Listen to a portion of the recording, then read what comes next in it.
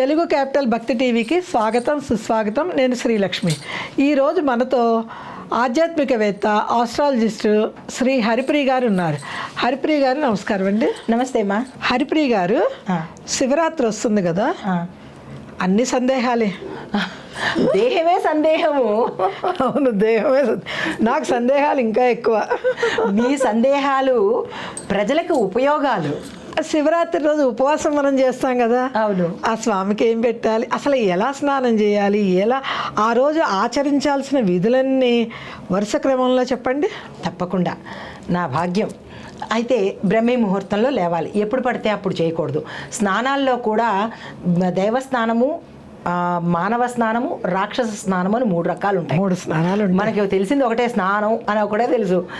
బ్రహ్మముహూర్తంలో చేసే స్నానము దేవతల స్నానము, మనుష్య స్నానము తర్వాత బ్రహ్మముహూర్తం దాటిన తర్వాత 7 లోపు అది చేసేది మానవ స్నానము. ఇక ఆ తర్వాత ఎప్పుడు పడితే అప్పుడు చేసేది రాక్షస స్నానం అన్నమాట. అయితే మనము పండగల్లోనూ ప్రత్యేకించి, మిగతా సంగతి కాకపోయినా ప్రత్యేకించి ప్రతి ఒక్కరూ బ్రహ్మముహూర్తంలో కనుక స్నానం చేసినట్టయితే ఆ బ్రహ్మదేవతలు అంటే దేవతలు చేసే సమయం కాబట్టి వారి తాలూకా ఆశీస్సులు పొందుతారు. ఆ సమయంలో మన దేహానికి కొత్త శక్తులు వస్తాయి. అంటే డల్నెస్ పోవడము, ఒక రకమైన దైవిక శక్తులు రావడము. ఎందుకంటే జలము అంటేనే పరమేశ్వరుడు కదా. జలంలో దాగింది విష్ణుమూర్తి, పరమేశ్వరుడు. ఆ సమయంలో చేసే స్నానానికి విశేషమైన ఫలితం ఉంటుంది. దట్టు బ్రహ్మముహూర్త సమయంలో దేవతలు తిరుగుతూ ఉంటారు కాబట్టి దిగుతూ ఉంటారు, స్నానాలు కూడా ఆచరిస్తారు కాబట్టి ఆ ఒక చిన్న అమృత గుళికలు మనకి కూడా సంప్రాప్తం అవుతాయి. దీనికి కొంతమంది ఏమని అనుకుంటున్నారంటే, ఆ దేవతలు స్నానం చేయడం మీకు తెలుసా, మీరు చూసారా అని కూడా అడుగుతూ ఉంటారు మన ప్రేక్షకులు. అంటే మనుషుల స్నానమే మనం చూడము, ఆ తల్లి చేస్తే పిల్ల చూడదు, ఇంకొకళ్ళు చేస్తే మనం చూడము. అందరూ కలిసి చేసే స్నానాలు, మన ఇంట్లో వాళ్ళ స్నానాలే మనం చూడము. మనం ఎక్కడ చూస్తాము? వాళ్ళు వచ్చేది సూక్ష్మ రూపంలో.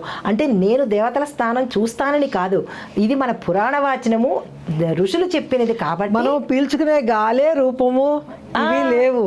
చూడగలుగుతున్నామా? మనం లోపలికి వెళ్ళే గాలిని పరిశీలించగలుగుతున్నామా? అంటే కొంతమందికి విపరీత సందేహానికి సమాధానం ఇట్లానే. మనం పీల్చుకునే ఊపిరి తెలియదు, వదిలే ఊపిరి తెలియదు. మనకే తెలియనప్పుడు దేవతలది నేనెక్కడ చూస్తాను? అయితే ఈ బ్రహ్మ ముహూర్తంలో చేసే స్నానము బ్రహ్మస్నానం అనమాట. ఆ సమయంలో లేచి తల స్నానం చేసుకోవాలి. దీనితో తర్వాత మనిషి శుచితో పాటు ఇల్లు కూడా శుచిగా శుభ్రంగా పెట్టుకోవాలి. మనం ఎవరినైతే పూజ చేద్దామనుకుంటామో ఆ రోజు, అంటే ఈ రోజు మనకి శివరాత్రి ప్రధానం కాబట్టి శివలింగార్చన చేసుకోవచ్చు. లేదు అంటే కనుక ఇతర దేవీ దేవతలను చేసుకోవచ్చు. పార్వతీ పరమేశ్వర శివ కుటుంబం ఫోటో పెట్టుకొని చక్కటి పూలమాల వేసుకొని దీపాలు యథాశక్తి, ఎవరి శక్తి కొద్దీ వాళ్ళు ఇల్లుని శుభ్రం చేసుకోవడము, శరీరాన్ని శుభ్రం చేసుకోవడము, ఇల్లు అలంకరణ చేసుకోవడము, అవన్నీ చేసుకున్న తర్వాత ఏవేవైతే మనం స్వామివారికి ఉపచారాలు చేయాలని అనుకుంటున్నామో, అంటే అభిషేకాలు 14 రకాల అభిషేకాలు యథాశక్తి చేసుకోండి. లేదు మనకి ఏదైతే పంచామృతాలు అవన్నీ దగ్గరగా పెట్టుకుంటాము. శుచిగా పట్టుబట్టలు ధరిస్తాము. లేదా అంటే ఉన్న ఉతికిన వస్త్రాలు ధరించుకుంటాము. సకుటుంబంగా కూర్చుని శివుడు ముందు అష్టోత్తరాలు, శతనామాలు, లేదంటే అభిషేకాలు, లింగాష్టకాలు, ఇలా మీ శక్తి కొద్దీ రుద్రమంత్రము అది 11 సార్లు చెప్పుకున్నా అన్ని చదివినంత అద్భుతం. అది మనం ఇంతకు ముందు రుద్రమంత్రం కూడా చెప్పాము. అది కనుక కంఠస్థం చేసుకుంటే అది ఎంతో అదృష్టం. నమస్తే భగవన్ విశ్వేశ్వరాయ మహాదేవాయ త్రయంబకాయ త్రిపురాంతకాయ త్రికాలాగ్ని కాలాయ మహాకాలాగ్నిరూపాయ నీలకంఠాయ మృత్యుంజయాయ శ్రీమన్ మహాదేవాయ నమః.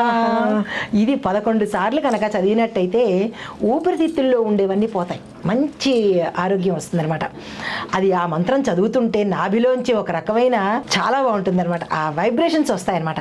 అలాగా చదవగలిగిన శక్తి ఉన్నవాళ్ళు అది చదువుకుంటారు. దానితో పాటు ఉపవాసము చేస్తూ ఉంటారు. సాయంత్రం సమయంలో అంటే దేవాలయాలకు వెళ్ళి దీపాలు పెట్టుకునే వాళ్ళు దేవాలయాలకు వెళ్ళి దీపాలు పెట్టుకుంటారు. కుదరని వాళ్ళు, 2 వైపులా చెప్తున్నాను, దేవాలయాలకు వెళ్ళిన వాళ్ళు దేవదర్శనం చేసుకోండి, దీపాలు పెట్టుకుంటారు. సాయంత్రం కూడా ప్రదోష సమయంలో శివుడికి ఇష్టమైనది ముందు ఉపవాసం కదా, ఉపవాసం నిరాహారంగా ఏమి తిన పాలు పండ్లు అలానే నిరాహారంగా చేసుకుంటే లంకణం కింద వెళ్ళిపోతుంది. లంకణం అనేది మళ్ళా విరుద్ధం అయిపోతుంది. కాబట్టి పాలు కానీ పళ్ళు కానీ తీసుకోండి. ఇంట్లో అనారోగ్యంగా ఉన్న వాళ్ళకి సముద్ర ఉప్పు తాగలని ఉప్పుతో వంట చేసి పెట్టండి. కొంచెం వృద్ధులు బాలింతలు, ఇప్పుడు పెద్దవాళ్ళు ఉన్నారు, బోటు వాళ్ళు ఉన్నారు అనుకోండి, మందులు తీసుకునే వాళ్ళకి ఏదో ఆహారం పెట్టాలి కాబట్టి వాళ్ళకి అంత ఈ నియమాలు మితమైన ఆహారము వాళ్ళకి అసలు ఈ ఉపవాస దీక్షలు కూడా అవసరం లేదమ్మా. లేదు, వాళ్ళు నామస్మరణతో చెప్పుకున్నా మేము చేసినంత ఫలితం మీకు వచ్చేస్తుంది. అంత గొప్ప విశేషం నామస్మరణ. శివుడికి ఇష్టమైంది అభిషేకము, నామస్మరణ. దీంతో పాటు మా కుటుంబం అంతా శివనామస్మరణ చేసుకోవడము, తర్వాత ఉపవాసం ఉండడము. సాయంత్రం సమయంలో ప్రత్యేకంగా అభిషేకాలు సాయంత్రం చేయించుకోండి. అభిషేకము ఆ అభిషేకాలు బిల్వపత్రంతో కానీ జిల్లేడు పువ్వులతో కానీ ఇలాగా యథాశక్తి పళ్ళతో కూడా అభిషేకాలు చేసుకుంటారు. శక్తి అనుసారం చేసుకుంటారు. దీని తర్వాత స్వామివారికి నివేదన పెట్టవలసినది అంటే పొద్దున్న ఉపవాసం ఉండడము, సాయంత్రము జాగరణ చేసుకోవడము, దీంతో శివనామస్మరణ చేసుకోవడము, అభిషేకాలు చేసుకోవడము.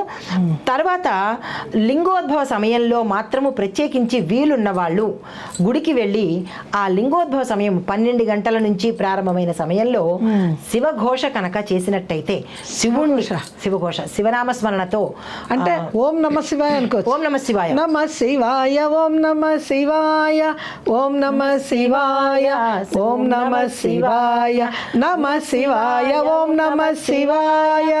ఇలాగా ఎంత ఆనందంగా ఉంటుందంటే అలాగా శివాలయానికి వెళ్ళి చేసుకుంటారు. లేదు కుదరని వాళ్ళు, దూరంగా ఉన్న వాళ్ళు ఇంట్లోనే శివలింగాన్ని పెట్టుకుని అభిషేకం చేసుకుంటారు. అయితే ఈ సమయంలో ఈ శివరాత్రి రోజు శివుడు భిక్షాటన చేస్తూ ఉంటాడట. శివుడు భిక్షాటన చేస్తుంటాట అదృశ్య రూపంలో. అయితే మనకి ఇంటికి ఆ రోజు ఎవరి వచ్చినా సరే మనం యథాశక్తి మనం ఉపవాసం ఉన్నాం కదా బాబు ఈరోజు మా ఇంట్లో ఏం లేదు అని చెప్పి పంపించేయకుండా ఏదైనా పండు కానీ లేదా అంటే పత్రం కానీ ఆ వచ్చిన అతనికి కనుక పెడితేట ఆయన దానం ఇస్తాడా లేదా అనేది చూస్తాట. అది కూడా ఒక పరీక్ష. ప్రత్యేకించి శివరాత్రి రోజు ఈ పని చేస్తాడు. అయితే ఈ రోజు లింగాకారంలో ఉన్న శివుడికి శుద్ధ జలంతో అభిషేకం చేసుకుంటాము. దాంతోపాటు పాలు పంచామృతం కలిసిన వాటితో అభిషేకం చేసుకుంటాం. దానితో పాటు వివిధ రకాలైన పూజా ద్రవ్యాలతో సువాసన కలిగిన అంటే మనం ఏమనుకుంటాం పన్నీరు, సుగంధ ద్రవ్యాలతోనూ పూజా ద్రవ్యాలతోనూ మంచి మంచి సువాసన కలిగిన పువ్వులతోనూ అభిషేకాదులు చేసుకుంటాము. దానితో పాటుగా అభిషేకము చేస్తాము, తర్వాత అర్చన కూడా చేస్తాము. దాంతో పాటుగా ఈ రోజు ప్రత్యేకంగా తుమ్మి పువ్వులతోనూ జిల్లేడు పువ్వులతోనూ బిల్వ పత్రాలతోనూ, మళ్ళా చెప్తున్నా, తుమ్మి పువ్వులు, జిల్లేడు పువ్వులు, బిల్వపత్రాలు ఈ మూడిటితోనూ కనుక అర్చన చేసినట్టయితే విశేషమైన ఫలితం. అంటే సంవత్సరం నుంచి మనం ఏ సందర్భంలోనైనా శివుడికి ఏ పూజ చేయలేకపోయినా, అభిషేకం చేయలేకపోయినా, ఏదో మమ అనుకుని పూజ కానిచ్చేసినా ఈ రోజు కనుక ఇవి చేసినట్టయితే ఈ సంవత్సరం అంతా, జన్మాంతరం అంతా, ఈ జన్మ అంతా చేసిన పాపాలు పోవడంతో పాటు ఎన్ని జన్మల పాపాలండి, జన్మ అంతరము కిత జన్మలోవి, ఈ జన్మలో పాపాలు, ఈ సంవత్సరంలో గత సంవత్సరం అంతా బాగా చేశాము, ఈ సంవత్సరంలో మనం చేసుకోలేకపోయాము కాబట్టి ఈ సంవత్సరం మొదటి నుంచి చేసిన పాపాలు కానీ కర్మలు కానీ పోతాయన్నమాట. ఈ రోజు ఈ మూడిటితో చేస్తే తరువాత ప్రత్యేకంగా పంచాక్షరి మంత్రాన్ని తప్పనిసరిగా పూజ ముందు కూర్చున్నప్పుడు ఓం నమ శివాయ అనే మంత్రాన్ని ఎవరు ఎన్నిసార్లు మనసుతో జపించుకోగలరు ఇప్పుడు చెబుదామా? ఇలాగ తావళం తిప్పడం కదా 108 అయిపోయినాయా అని చూసుకోవడం కాదు. ఇది ఊరికే మనకి లెక్కకి కానీ మనసుతో మనం ఎన్ని చేయగలమో అన్ని చేయగలగాలి. ఆ మంత్రం చెప్పుకుందామా? నమ శివాయ, ఓం నమ శివాయ, ఓం నమ శివాయ, ఓం నమ శివాయ, నమ శివాయ, ఓం నమ శివాయ, ఓం నమ శివాయ, ఓం నమ శివాయ, నమ శివాయ, ఓం నమ శివాయ. ఈ మంత్రాన్ని ఎంతసేపు ఎలా చెప్పుకున్నా, ఎంతసేపు చెప్పుకున్నా, తనివి తీరా చెప్పుకున్నట్టయితే సాక్షాత్తు కైలాసం నుంచి శివుడు కిందకి ఎందుకు రాడు? తప్పకుండా వస్తాడు. సూక్ష్మ రూపంలో తిరుగుతాడమ్మా ఆయన. శివపార్వతులు మనం అనుకుంటాం కానీ ప్రతి కలియుగంలో శివపార్వతులే ప్రతి చోట తిరుగుతూ ఉంటారు. ఏ భక్తుడైనా నా దగ్గరికి రావడానికి, నన్ను స్మరించడానికి ఉంటాడా అని తపనతో, ఈ భక్తుడి తపన లేదు ఇక్కడ, భగవంతుడి తపన ఉన్నది ఇక్కడ. భగవంతుడి తపన నన్ను గుర్తిస్తాడా, నా నామం ఒకసారైనా. ఇప్పుడు చూడండి, ఏదైనా మనకి గబుక్కన ఏదైనా జరిగినా చేసినా అయ్యో శివశివ అంటామా? అయ్యో రామరామ రామరామ అంటే ఆ ప్రకారంగానైనా. ఇప్పుడు వాళ్ళేంటి, ఓ మై గాడ్, ఏమిటా ఓ మై గాడ్, ఇంగ్లీష్ వాడు పదం ఎందుకు, రామరామ అనండి. ఇప్పుడు ఇంకొకటి చెప్తున్నానమ్మా, ప్రతి ఒక్కళ్ళు హలో అంటారు. ఆ హలో అనే బదులు జై శ్రీరామ్ అనండి. అవును కదా, నేనైతే అదే పాటిస్తాను. హలో అనను, జై శ్రీరామ్. ఈ ఫోన్లు వచ్చిన దగ్గర నుంచి మాకు మా నాన్నగారు చెప్పింది జై శ్రీరామే. అలా అంటే అది ఒక రకమైన అన్న నోరు మంచిది, విన్న చెవి మంచిది కదా. హలో అనడము, ఇట్లాగా హాయ్ బాయ్ అంటే అది ట్రెండింగ్ అయిపోయింది. ఇకనైనా మారాలి. ఇప్పుడు ఏదైనా సరే ఓ మై గాడ్, షిట్, ఇట్లాంటి పదాలు వాడడం ఫ్యాషన్ అయిపోయింది. ఆ ప్రయత్నంలో శివశివ ఏదైనా గబుక్కున ఎవరైనా చెప్పినా అయ్యో రామరామ, అలాగా ఈశ్వర అలా అంటే కనీసం ఆ సమయంలోనైనా నన్ను తలుస్తాడు అన్న దీంతో ఆయన వెయిట్ చేస్తాడు. మనం ఆ ప్రయత్నం కూడా చేయము. దీనికి ఒక చిన్న కథ ఉంది. అంటే కథల్లోకి వెళ్ళిపోతుంటాం మనం. ఒక భక్తుడు ఏమనంటాడంటే, అతను తన పిల్లలకి నారాయణ అని పేరు పెడతాడు. ఎందుకంటే ఇప్పుడు నారాయణ నారాయణ అని పిలుస్తుంటే దేవుడికి పలికినట్టుగా. పూర్వం వాళ్ళ పేర్లు, పిల్లల పేర్లు కూడా అలాగే పెట్టుకునే వాళ్ళు. అలాగా ఈయన ఏం చేశాడు, ఒకరోజు అవసాన దశ వచ్చినప్పుడు మంచం మీద పడుకున్నప్పుడు ఏ రోజు కూడా దేవుడి పేరు తలవడు. పిల్లలకైతే దేవుడి పేర్లు పెట్టాడు కానీ దేవుడి పేరు తలవడు అనమాట. అంత ద్వేషి. అరే ఉరే అని పిలుచుకోవడమే. అయితే అప్పుడు భార్య ఏం చేసిందంటే, ఇంకా అయిపోతోంది అన్న సమయంలో మన పిల్లాడి పేరు ఏమిటండి అని అంటుంది. అని ముందుకు తోసేటప్పటికి పిల్లాడి పేరు చెప్పడు, నారాయణ వాడి పేరు. కనీసం ఆ రకంగానైనా అతనికి మోక్షం వస్తుందని ఈవిడ ప్రయత్నం. కూడా చెప్పడు. అప్పుడు ఆవిడ ఏం చేస్తుంది, గడ్డి తీసి ఇలాగంటుంది, ఇది ఏమిటండి ఇది అంటుంది. అదే ఆ గడ్డి అంటాడు. గడ్డి అనేసి వెళ్ళిపోతాడు. నారా అని కూడా అనలేడు. నారా అని కూడా అనడు అనమాట. అంటే ఆ పదం పలకడానికి కూడా అతనికి ప్రాక్టీస్ లేదు. అంటే అభ్యాసం చేయమని చెప్పింది అదే అనమాట, పిల్లల పేర్లు. అయితే ఇక్కడ మళ్ళా మన కథలోకి వచ్చినప్పుడు ఈ శివరాత్రి రోజు ఏ రకంగానైనా సరే స్వామిని తలవడంతో పాటుగా మనం చేయవలసిన పని తాంబూలం తీసుకోవాలి. తాంబూలం తీసుకోవాలి. సాయంత్రం తాంబూలంలో ఎక్కడ మనకి ఉప్పు కలవదు కదా, తాంబూలం తీసుకోవాలి. దానితో పాటు చిలకడ దుంపలు మనం బెల్లంలో ఉడకబెట్టి అది తినచ్చు, నిరాహారం కాకుండా. తరువాత అరటి పండుని తీసుకోవచ్చు. ఆ మిగతా పళ్ళు ఎందుకు చెప్పలేదంటే, మిగతా పళ్ళు ఎంగిలి పళ్ళు, మనం తినేసిన విత్తనంతో మొలిచిన పళ్ళు అవి. కానీ అరటిపండు భగవంతుడు ఎందుకు నివేదన అంటే, దానికి విత్తనం ఉండదు, మనం పడేస్తే వచ్చింది కాదు, పిలకల రూపేణ వచ్చింది. ఒక సందేహం అండి, చెప్పండి. తాంబూలం అంటున్నారు, భోజనం చేసిన తర్వాత తాంబూలం వేసుకుంటారు కానీ భోజనం లేకుండా తాంబూలాన్ని ఉపయోగించరు కదా. కానీ అది భోజనం అరగడానికి. ఈరోజు శివుడికి ఇష్టమైన పదార్థము తాంబూలం కాబట్టి ఈరోజు తాంబూలం తప్పనిసరిగా తీసుకోమని మన పురాణాల్లో చెప్పబడడం జరిగింది. పురాణాల్లో శివరాత్రి రోజు తాంబూలం తీసుకోవచ్చు. మీరు ఎవరైనా అడిగితే రుజువు చేయగలరా? తప్పనిసరిగా పురాణాల్లో ఉన్నదే నేను సెలవిస్తున్నాను. నాది సొంత వాక్యం ఇందులో ఏ ఒక్కటి లేదు. చెప్పండి. అయితే తర్వాత చిలకడ దుంపలను దాన్ని మనం ఏమంటామంటే రత్నపూరి గడ్డలు అంటారు. రత్నపురి గడ్డలు అంటారు. వాటిని బెల్లంలో వేయించుకుని, అదే బెల్లంలో ఉడకబెట్టుకుని తింటారు.